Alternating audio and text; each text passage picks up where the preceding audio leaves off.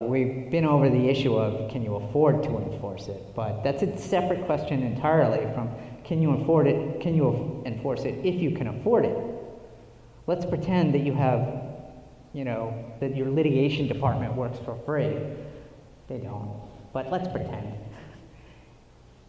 You can't enforce this patent if you can't figure out if people are in fact infringing it.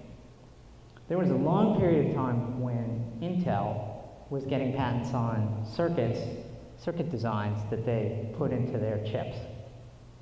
And they eventually figured out, we can't tell if anybody is copying us. The only way to tell if people are copying us is to buy one of their chips, rip it open, look at it with an SEM, scanning electron microscope, for those of you who are not familiar with the lingo, and then maybe, just maybe, we'll know. After they figured that out, Intel quit getting patents on that kind of technology. They just quit getting circuit patents entirely because they said, doesn't work. Can't enforce this. Another way you couldn't enforce a patent, you could fail to be able to enforce a patent, is let's suppose that you propose the technology to be part of a standard.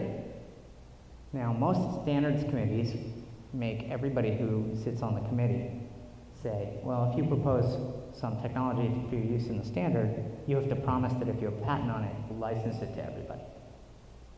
So you won't be able to enforce that patent against people, except that you can license it, so you might be able to collect license fees.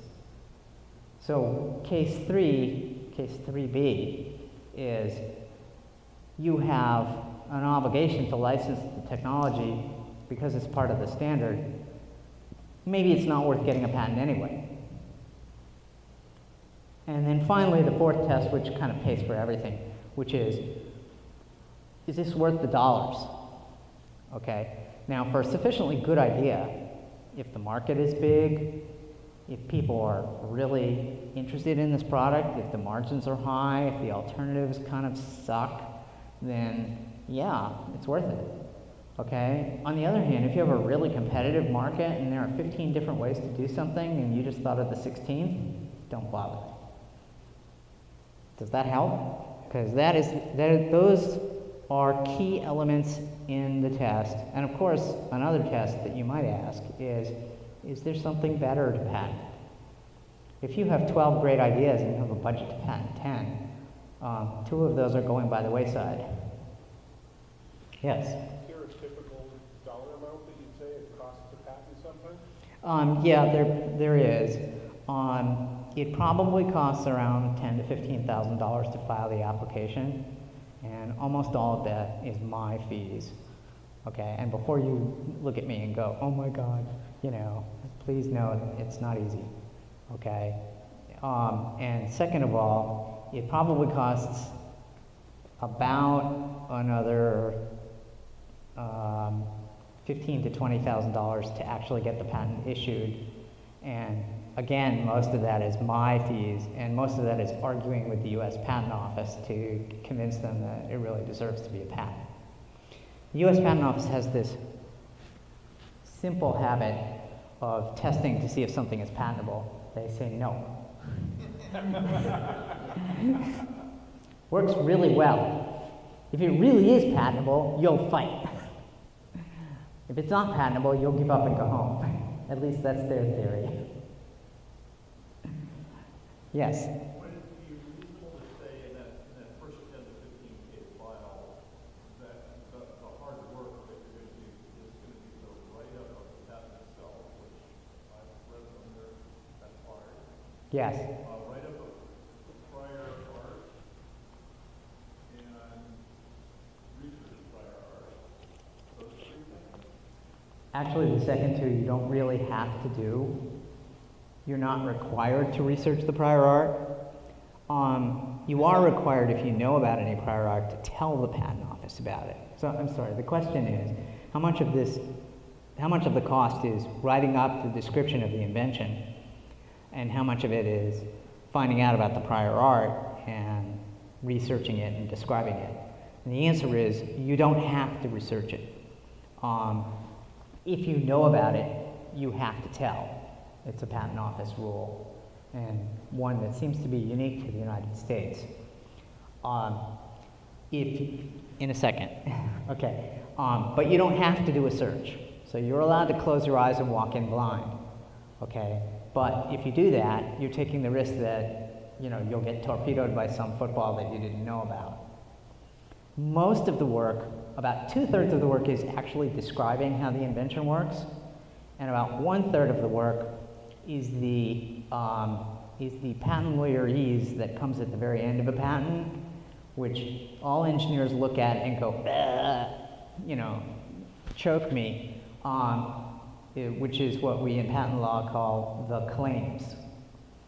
Okay, so if you can think of it as, if the patent describes an invention, the claims say, and here's how far my invention goes. It goes this far. Okay, it goes to the borders of Palo Alto and no further. Okay, well, as it turns out, that's not so easy to do because effectively it's a programming language that was invented in the 19th century by people who had no clue about technology. And I say that and everybody's eyes always glazes over, but really, if you look at the average patent claim, it looks like it was written in a programming language.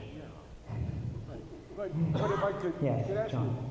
I know a number of engineers, and when they assess patents, they pretty much ignore the first 2/3 and go straight to the claims.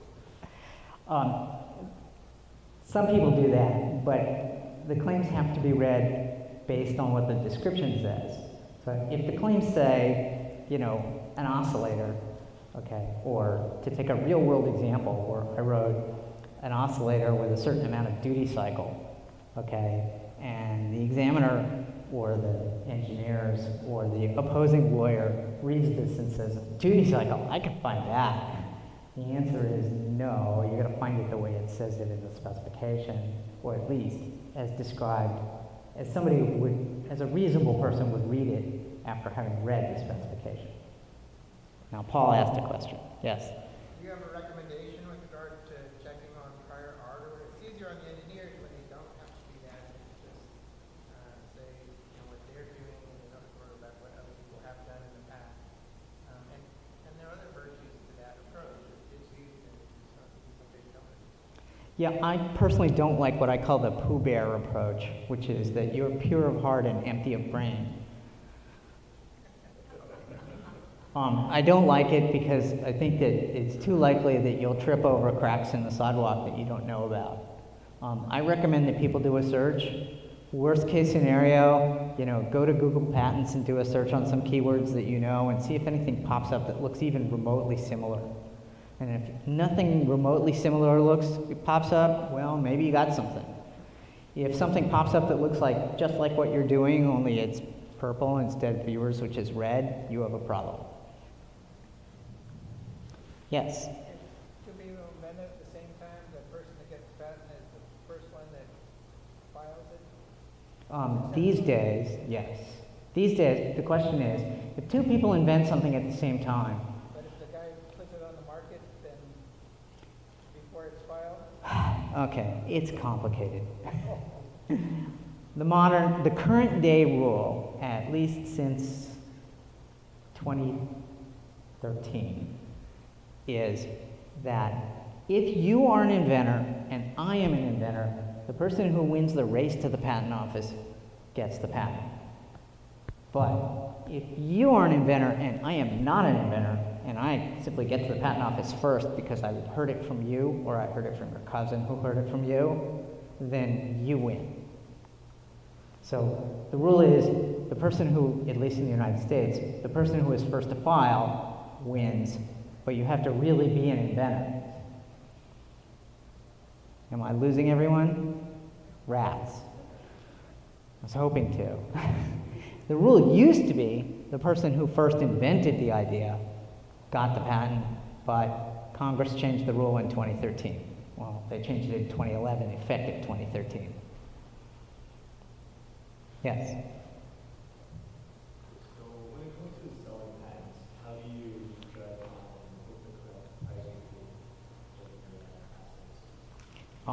I think, okay, so the question is when it comes to selling patents, how do you judge the correct price? Frankly, I think the correct answer involves sheep's entrails and sacrifices at the dark of the moon. There probably isn't a good way to tell. An entire package of patents is probably easier to price than an individual one of them. I know for sure that when Google bought Motorola Mobility, they paid, I think it was